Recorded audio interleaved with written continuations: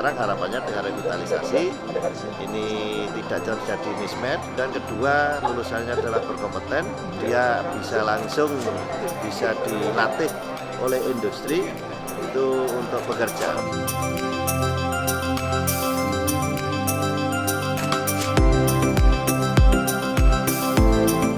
Salah satu dari program revitalisasi itu adalah implementasi dan sinkronisasi kurikulum sekolah dengan industri. Sinkronisasi ini dalam rangka untuk adanya sebuah program link and match, keterkaitan dan keterpaduan antara industri dengan yang ada di sekolah.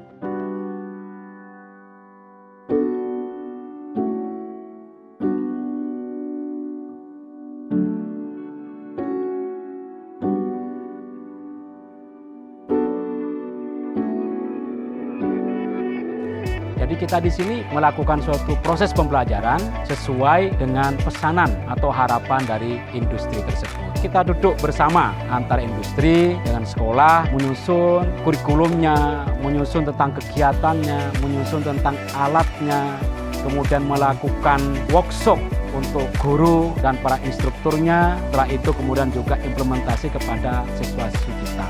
Dan gak kalah penting adalah penciptaan terhadap budaya industri yang ada di sekolah. Dan ini merupakan concern kami, sehingga rekrutmen itu sepanjang tahun, bahkan setiap 1 minggu pasti ada satu perusahaan yang melakukan rekrutmen di SMK Muhammadiyah 7 Gondang Legi. SMK Mutu ini menurut saya itu adalah sekolah yang berkualitas, mulai dari segi pembelajarannya, terus juga kayak jurusan-jurusannya itu sangat-sangat berkualitas, dan alhamdulillah saya juga bisa bersekolah di sini, dan sekolah ini juga yang bisa mewadahi saya sehingga sekarang saya bisa melanjutkan sekolah ke luar negeri. Alhamdulillah saya lolos dan sekarang saya sudah diterima di Mingdao University Taiwan.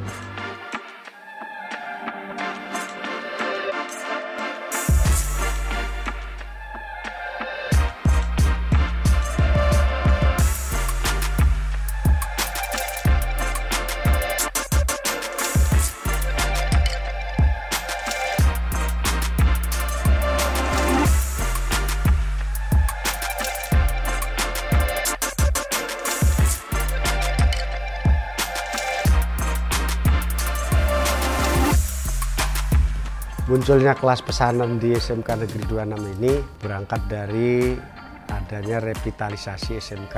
Bagaimana supaya tamatan kami itu tidak ada nganggur. Karena SMK 26 itu merupakan salah satu SMK revitalisasi dari 219 SMK secara nasional, maka kami terus bekerja keras untuk menciptakan kelas pesanan di SMK 26. Langkah-langkahnya yang pertama, kita garap kurikulum, Pak. Ada sinkronisasi atau penyelarasan kurikulum. Kita undang atau kami yang ke sana, ke industri. Nah, langkah-langkah sinkronisasi itu pertama identifikasi kompetensi yang ada di kurikulum sekolah seperti apa. Nah, setelah itu baru kita sinkronkan. Apakah kompetensi yang ada di sekolah ini dibutuhkan nggak di industri? Setelah itu kita sepakati jadilah kurikulum implementatif. Kemudian langkah kedua setelah kurikulum, gurunya. Kita upgrade gurunya. Kan kami udah sepakat dengan industri, Pak, kurikulum nanti begini. Pak, guru kami tolong di-upgrade. Maka kami kirimkan guru-guru kami untuk dilatih di sana. Setelah upgrading guru, maka kami mengadakan revitalisasi di bidang sarana. Kami undang industri kami, mitra, ke sekolah. Lihat, Pak, sarana kami. Gitu. Lihat, Pak, tata letak kami, layoutnya seperti apa. Maka dari hasil dari revitalisasi bidang sarana, kita akan tahu alat apa yang kurang. Relayout ruang praktek di SMK 26, dan itu sudah dilakukan.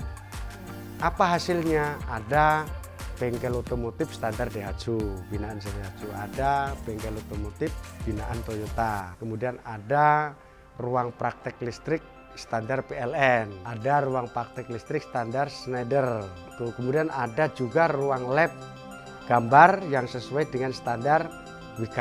Kami melakukan revitalisasi di bidang kemitraan. Perlu, Pak, direvitalisasi kemitraan. Kalau dulu cuman praktek, kemudian memagang guru tamu, ya lebih sampai ke sertifikasi dan perekrutan oleh industri, menerapkan dual sistem, pembelajaran di sekolah 2 bulan, kemudian di industri 4 bulan. Jadi ketika anak itu kita jadi pesanan industri, maka di sana dilatih, mengerjakan pekerjaan sebenarnya standar industri, kemudian disertifikasi.